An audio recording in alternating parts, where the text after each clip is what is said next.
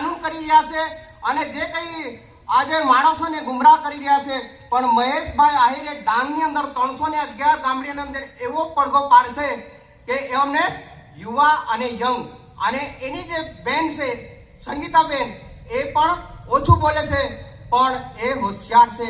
અને જે કંઈ બહેનો આજે આપણને આપણી વચ્ચે બહેનો છે કે આજે વિધવા બહેનોને આજે 1100 કે 1200 રૂપિયા સરકાર વેતન આપે છે, પણ એને પણ 4-5 હજાર રૂપિયાનું કરે એવી રીતે આ લોકોનો મુદ્દો છે. બીજું, દિવ્યાંગ ભાઈઓ કે જેને ચાલી નહીં શકાય કે એને દેખી નહીં શકાય કે એને કામ કરી નહીં શકાય એવા દિવ્યાંગ ભાઈઓને માટે પણ તેવું જ રીતે આ માસિક વેતન મળે એવી રીતે આ લોકોએ આયોજન કરેલું છે. બીજું કે વૃદ્ધ ભાઈઓ છે જેનો કોઈક આશરો નહીં અને કઈક રીતે આ માણસ કેવી રીતે જીવી શકે એના માટે આપણે એને સંઘર્ષ કરવા માટે એ પણ મુદ્દો આપેલો છે. બીજો ચોથો મુદ્દો એ છે કે ડાંગની અંદર જે આપણા ભાઈઓના છોકરાઓ છે, આપણે ડાંગની પ્રજાની અંદર જે છોકરાઓ છોકરીઓ ભણેલા છે ગ્રેજ્યુએટ, એને સરકાર ભરતી નહીં કરે એના માટે પણ એ લોકોએ મુદ્દો બનાવેલો છે.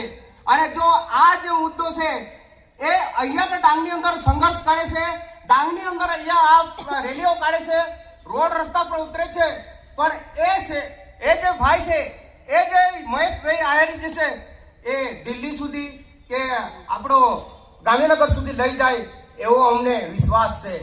અને આજે આપણે મુદ્દોને આપણે એને હિંમત આપીએ કે આજે 10 કરોડનું જે કામ કોઈ સત્તાની, કોઈ સરપંચની કે કોઈ ધારાસભ્યની, પણ એની તાકાત કેવી કે આજે ડાંગની અંદર 311 ગામડાની અંદર આ જે કંઈક ઘર બનાવવા માટે વ્યવસાય કરી આપી એનો આપણે ખૂબ ખૂબ આભાર માનવો જોઈએ.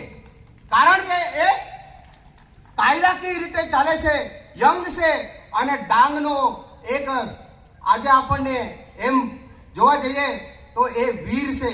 અને આ જે બિરસા મુંડા છે કે આજે કાંચીરામ છે કે આજે આપણે ભારત રત્ન જે આપણે ડૉક્ટર આંબેડકર બાબા છે એ દેશના માટે કેટલું બલિદાન આપીને આજે આપણને સહયોગ આપ્યો, પણ આજે આ ડાંગની અંદર જેટલા પણ આપણે નેતાઓ ચૂંટીએ છે, જેટલા પણ કોઈ પણ પક્ષના હોય, પણ આ લોકોની અંદર પોતાનો સ્વાર્થ સાંધવાનું, ગરીબો પર શોષણ કરવાનું અને આજે કોઈ પણ ડિપાર્ટમેન્ટ, પોલીસ સ્ટેશનના ડિપાર્ટમેન્ટ હોય કે કોઈ દુનિયાના ડિપાર્ટમેન્ટના છોકરા આપણા આદિવાસી હોય, મોટા મેથડ પર, મોટા રાષ્ટ્ર એના લેવલ પર કોઈ આપણા આદિવાસીના છોકરાઓ નથી.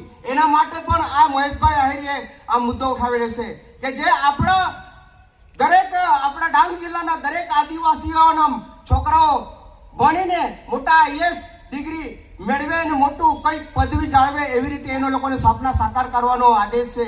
અને બીજું કે આજે ડાંગની અંદર જે આજે ખેડૂત આપણા ભાઈઓ છે અને ખેડૂત ભાઈઓને આજે હાલ જે સરકાર ચલાવી રહી છે, 70 વર્ષ જે શાસન કર્યું, ગરીબોનું શોષણ કર્યું, આ વિધવાઓનું શોષણ કર્યું, આ જે દિવ્યાંગોનું શોષણ કર્યું, એનું પરિણામ એક દિવસે આવશે.